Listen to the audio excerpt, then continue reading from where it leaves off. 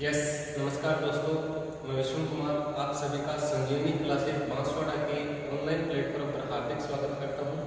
दोस्तों, पिछली जो क्लास हुई थी अपनी, उसके अंदर हमने पढ़ा था इतिहास का सामान्य परिचय। उसके अंदर हमने ये पढ़ लिया था कि इतिहास किसे कहते हैं और इतिहास को कितने भागों में बांटा है। आज हम उसके आगे स्टार्ट करते हैं। तो और आपको मैं एक और बात बताना चाह रहा हूँ कि जो विद्यार्थी अगर रेगुलर नोट्स बना रहा है तो वो बनाते रहे, अपन धीरे धीरे करके और इस इतिहास सब्जेक्ट को ऑनलाइन के माध्यम से कंप्लीट कर ले। तो आइए चलते हैं अपन आगे। देखिए, पिछली क्लास में हमने पढ़ा, उससे आगे स्टार्ट करते हैं। तो हमारे पास सबसे पहले बात आती है कि एक तो अपने को ये मालूम होना चाहिए कि विश्व जो है, इस विश्व में इतिहास का जनक किसे कहते हैं। दूसरा हमारे को ये मालूम होना चाहिए कि जो अपना भारत है, इस भारत में इतिहास का जनक किसे कहते हैं। उसके बाद में तीसरा हमारे को ये मालूम होना चाहिए कि जो अपना राजस्थान है, इस राजस्थान के इतिहास का जनक किसे कहते हैं। तो आइए पहले पढ़ते हैं अपन विश्व इतिहास के बारे में। तो जो अपना विश्व है, इस विश्व के अंदर इतिहास का जनक, और विश्व में इतिहास का जो जनक है और इस इतिहास का जनक किसे कहते हैं। इस इतिहास का जनक कहते हैं मेरे प्यारे दोस्तों हेरोडोटस को। इसको कहते हैं हेरोडोटस को। और ये जो हेरोडोटस था, ये हेरोडोटस था, इसने एक पुस्तक लिखी। क्या लिखी? पुस्तक। और इसने जो पुस्तक लिखी थी और उस पुस्तक का क्या नाम था? उस पुस्तक का नाम था हिस्टोरिका। क्या नाम था? हिस्टोरिका। बहुत बार एग्जामों में पूछा जा चुका है कि विश्व इतिहास का जनक किसे कहते हैं। तो आंसर आएगा हेरोडोटस। और इसने जो पुस्तक लिखी उसका क्या नाम था? हिस्टोरिका। और जो अपना हिस्ट्री शब्द भी किससे बना है? हिस्ट्री जो शब्द है, ये हिस्ट्री शब्द बना है किससे?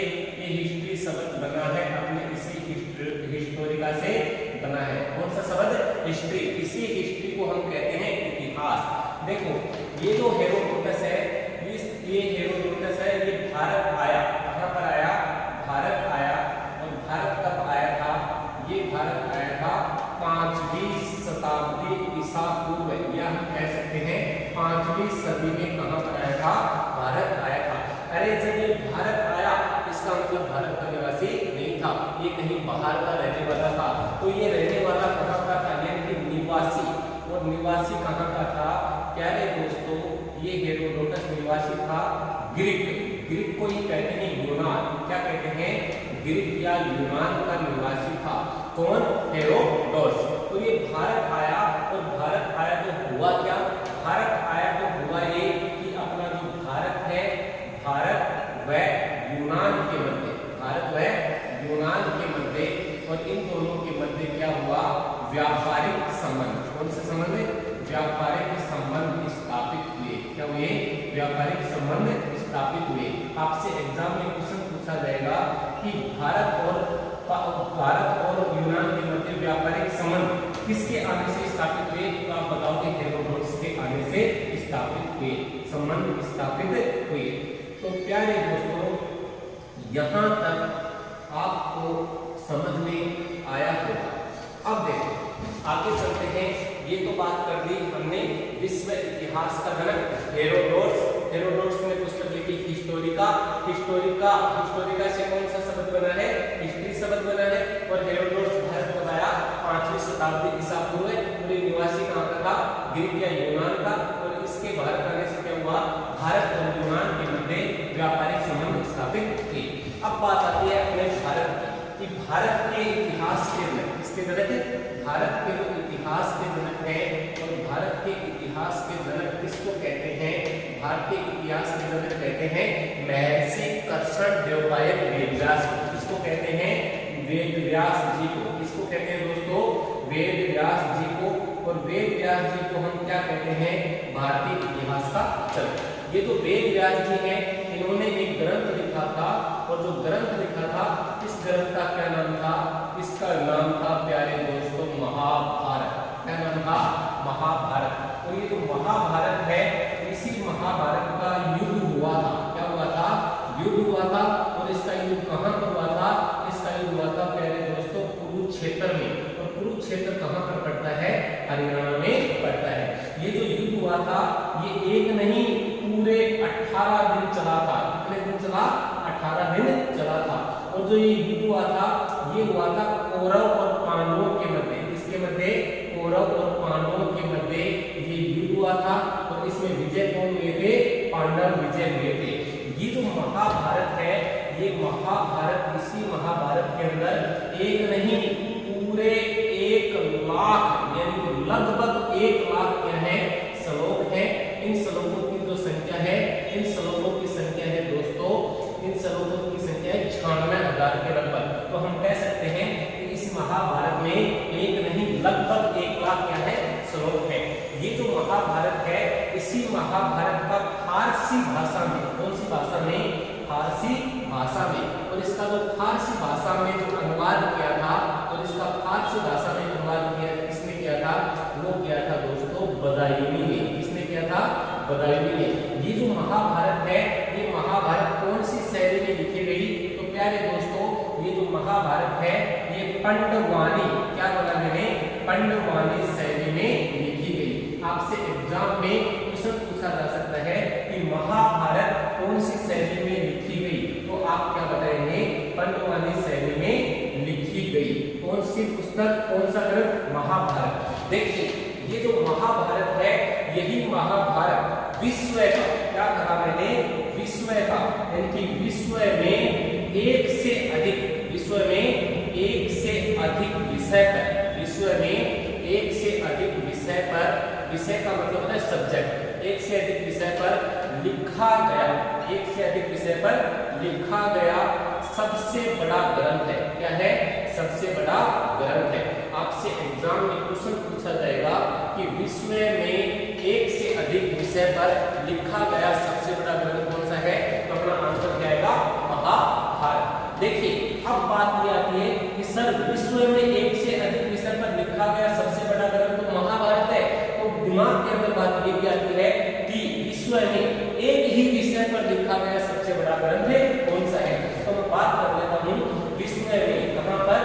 विश्व में। और विश्व में एक ही विषय पर, एक ही विषय पर और एक ही विषय पर लिखा गया, एक ही विषय पर लिखा गया सबसे बड़ा ग्रंथ, सबसे बड़ा ग्रंथ। और सबसे बड़ा जो ग्रंथ है और इस सबसे बड़ा ग्रंथ का क्या नाम है? इसका नाम है मेरे प्यारे दोस्तों जैन अवेस्ता। क्या नाम है? जैन अवेस्ता।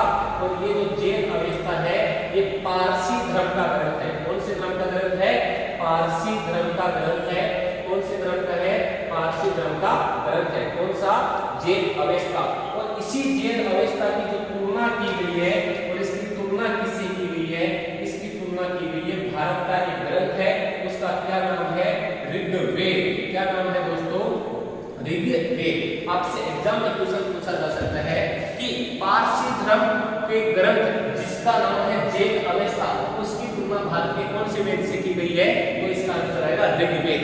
देखो ये जैन अवेस्ता पारसी धर्म का है या फिर हम इसको ये भी कह सकते हैं कि ये जैन अवेस्ता ईरानियों का, यानी कि ईरानियों का सबसे बड़ा ग्रंथ है। ईरानियों का सबसे बड़ा ग्रंथ कौन सा है? जैन अवेस्ता। अब ये जो ऋग्वेद है इससे इस जैन अवेस्ता की तुलना की गई है। तो देखिए दोस्तों ये जो ऋग्वेद है इसी ऋग्वेद की मैं चर्चा करता हूँ। ये जो ऋग्वेद है ये मानव जाति का, ऋग्वेद जो है मानव जाति का सबसे प्राचीन ग्रंथ है। और इसी ऋग्वेद को यूनेस्को ने, इसने यूनेस्को ने, और यूनेस्को ने क्या किया? यूनेस्को ने वर्ष 2010 में, और 2010 में क्या किया? इसको विश्व धरोहर सूची में, क्या कहा मैंने? विश्व धरोहर सूची में। और विश्व धरोहर सूची में क्या किया? इसको सूची में शामिल किया। क्या किया? शामिल किया। तो आपकी एग्जाम में ये भी क्वेश्चन पूछा जा सकता है कि ऋग्वेद को यूनेस्को ने विश्व धरोहर सूची में कब शामिल किया? तो आपका आंसर क्या आएगा? वर्ष 2010 में। ये जो ऋग्वेद है ये ऋग्वेद मानव जाति का सबसे प्राचीन ग्रंथ है। क्या है? मानव जाति का, और मानव जाति का क्या है? सबसे प्राचीन ग्रंथ है। आपसे एग्जाम में क्वेश्चन पूछा जा सकता है कि मानव जाति का सबसे प्राचीन ग्रंथ कौन सा है? तो आप क्या आंसर बताएंगे? ऋग्वेद। तो मैं उम्मीद करता हूं कि आज जो अभी तक मैंने आपको बताया ये आपको समझ में आया होगा। चलो एक बार देख लेते हैं। आपसे एग्जाम में डायरेक्ट क्वेश्चन पूछा जाएगा कि विश्व इतिहास का जनक किसे कहते हैं? तो आप हेरोडोटस। और अगर आपसे ये भी पूछ लिया जाए कि सर्वप्रथम भारत का इतिहास किसने लिखा था, तो मेरे प्यारे दोस्तों सर्वप्रथम का मतलब है पहली बार, और पहली बार भारत का इतिहास में किसने लिखा था? हेरोडोटस ने। और ये जो हेरोडोटस है इसकी एक पुस्तक है, और इस पुस्तक का क्या नाम है? हिस्टोरिका। और हिस्टोरिका से कौन सा शब्द बना है? हिस्ट्री शब्द बना है। हेरोडोटस भारत आया, कब आया? 5वीं शताब्दी ईसा पूर्व, यानी कि 5वीं सदी में आया या फिर 5वीं सदी ईसा पूर्व के अंदर आया। अब देखो ये जो हेरोडोटस है ये कहाँ का निवासी था? तो आपको बताना है ग्रीक या यूनान का निवासी था। और ये जो भारत आया हेरोडोटस, तो हुआ क्या? हुआ ये कि भारत और यूनान के मध्य व्यापारिक संबंध स्थापित हुए। अब बात आती है अपने भारत की।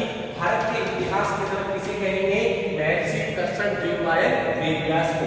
ये जो वेदव्यास जी हैं इन्होंने एक ग्रंथ लिखा, और उस ग्रंथ का क्या नाम है दोस्तों? महाभारत। महाभारत का युद्ध कहाँ हुआ? कुरुक्षेत्र में। और कुरुक्षेत्र कहाँ पर है? हरियाणा में। और ये जो युद्ध हुआ ये कितने दिन चला?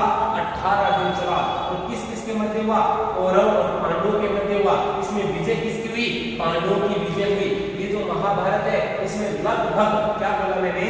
लगभग। और लगभग कितने श्लोक हैं? लगभग इसमें 1 लाख श्लोक हैं। और ये जो महाभारत है इसका फारसी भाषा में अनुवाद किसने किया? बतायुनी ने। अरे बहुत बार पूछा जा चुका है, महाभारत का फारसी भाषा में अनुवाद किसने किया? बतायुनी ने। और महाभारत कौन सी शैली में लिखा गया? अरे पांडवानी शैली में लिखा गया। कौन सी शैली में लिखा गया? पांडवानी शैली में। आगे बात की थी हमने कि विश्व में एक से अधिक विषय पर लिखा गया सबसे बड़ा ग्रंथ कौन सा है? महाभारत। एक से अधिक विषय, पहले हम 10th क्लास में पढ़ते थे तब आती थी Sanjeev passbook all in one, उसके अंदर आते थे एक से अधिक विषय। और एक ही विषय पर लिखा गया सबसे बड़ा ग्रंथ कौन सा है? जेल अवेस्ता। और हम 10th क्लास के अंदर ये भी लाते थे कि एक तो इंग्लिश की अलग होती थी, हिंदी की अलग होती थी, सामाजिक की अलग होती थी, विज्ञान की अलग होती थी पासबुक। तो वही है कि जिसके अंदर एक ही सब्जेक्ट के बारे में लिखा जाए वो तो कहलाएगा एक ही विषय, और जिसमें एक से अधिक सब्जेक्ट के बारे में लिखा जाए वो कहलाएगा एक से अधिक विषय। तो एक ही विषय पर लिखा गया विश्व का सबसे बड़ा ग्रंथ कौन सा है? जेल अवेस्ता, जो कौन से धर्म का है? पारसी धर्म का, या फिर हम कह सकते हैं ईरानियों का सबसे बड़ा ग्रंथ है। इसकी तुलना भारत के कौन से वेद से की गई है? ऋग्वेद से। और ऋग्वेद मानव जाति का सबसे प्राचीन ग्रंथ है। इसी कारण यूनेस्को ने इसको वर्ष 2010 में विश्व धरोहर सूची में शामिल किया। तो मैं उम्मीद करता हूँ मेरे प्यारे दोस्तों आपको ये जो मैंने अभी पढ़ाया ये आपको समझ में आया होगा। तो धन्यवाद। और अगर कोई विद्यार्थी हमसे ऑफलाइन क्लास लेना चाहता है तो वो संजीवनी क्लासेस बांसवाड़ा के अंदर आकर ऑफलाइन बैच ज्वाइन कर सकता है। और मैं आप सभी को इस वीडियो के माध्यम से एक सूचना देना चाहता हूँ, कल रविवार को यहाँ पर संजीवनी में फ्री क्लास होगी। वो होगी अपने जीके की 4 से 5 घंटे की मैराथन क्लास होगी। तो कल सुबह 9 बजे आना न भूलें और यहाँ पर इतिहास का आनंद और मस्ती के साथ इतिहास को पढ़ें। धन्यवाद।